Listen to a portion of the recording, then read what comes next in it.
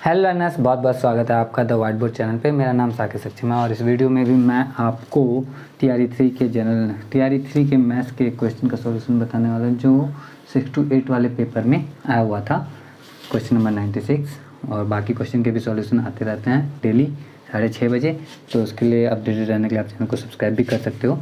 फिलहाल क्वेश्चन पे आते हैं कि एक पिता की उम्र उसके पुत्र की उम्र की 6 गुनी है और 4 साल बाद पिता की उम्र पुत्र की उम्र की 4 गुनी हो जाएगी, तो पुत्र और पिता की वर्तमान उम्र है क्रमशः। ये ईयर्स में है, लिखा हुआ था क्वेश्चन में, मैंने नहीं लिखा, ऑब्वियस सी बात हो जाती है इसलिए मैंने नहीं लिखा।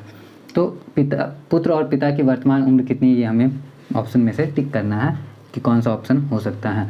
अब इसको सॉल्व करने के लिए हम ऑप्शन से भी कर सकते हैं और प्रोसेस से भी कर सकते हैं। मैं दोनों से करने वाला हूँ, तो अगर आपको सिर्फ ऑप्शन से देखना है तो आप खुद ही देख लो कि पिता की उम्र पुत्र की उम्र की 6 गुनी है। तो अगर पुत्र की उम्र 6 साल है और इसकी 36 साल है तो 6 छक्के 36, 7 छक्के 42 और 4 छक्के 24।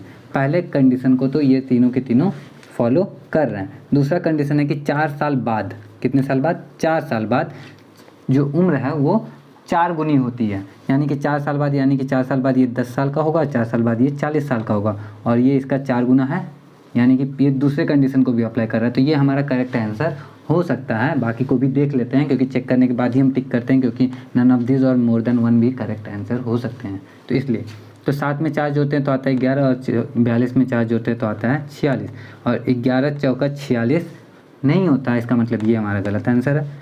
अब इसमें 4 जोड़ेंगे तो आएगा 8, 24 में 4 जोड़ेंगे तो आएगा 28 और 8 चौका 28 भी नहीं होता, 4 गुना यहाँ पे भी नहीं है, इसका मतलब कि ये भी हमारा गलत आंसर है। तो इस वजह से जो इस क्वेश्चन का राइट आंसर है वो है option A, 6 and 36 years respectively, क्रमशः 6 साल और 36 साल। पुत्र की उम्र 6 साल, पिता की उम्र 36 साल, ये वर्तमान उम्र की बात है।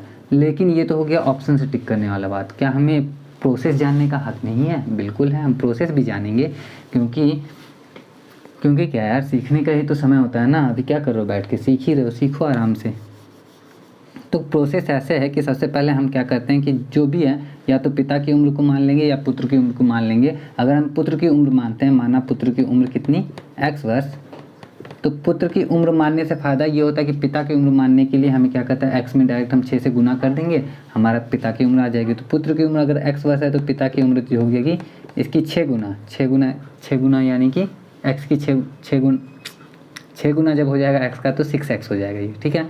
ये ईयर्स में है तो इसमें वर्ष लिख लेते हैं, x वर्ष और 6x वर्ष, ठीक है। अब 4 साल बाद क्या होता है पुत्र, अब 4 साल बाद आप खुद बताओ, प्रोसेस से करें ना। 4 साल बाद, तो 4 साल बाद होगा ये कि पुत्र जो है वो हो जाएगा हमारा x + 4 साल का और पिता जो है उसकी उम्र हो जाएगी 6x + 4 वर्ष, है ना। लेकिन प्रश्न में क्या दिया हुआ है, इसमें हम लिखेंगे फिर प्रश्न से। तो प्रश्न में दिया हुआ है कि पुत्र की जो उम्र, पिता की जो उम्र है वो पुत्र की उम्र का 4 गुना है। तो x + 4 में हम 4 से गुना करेंगे, जो कि पुत्र की उम्र में 4 से गुना करेंगे तो पिता की उम्र आ जाएगी 6x + 4।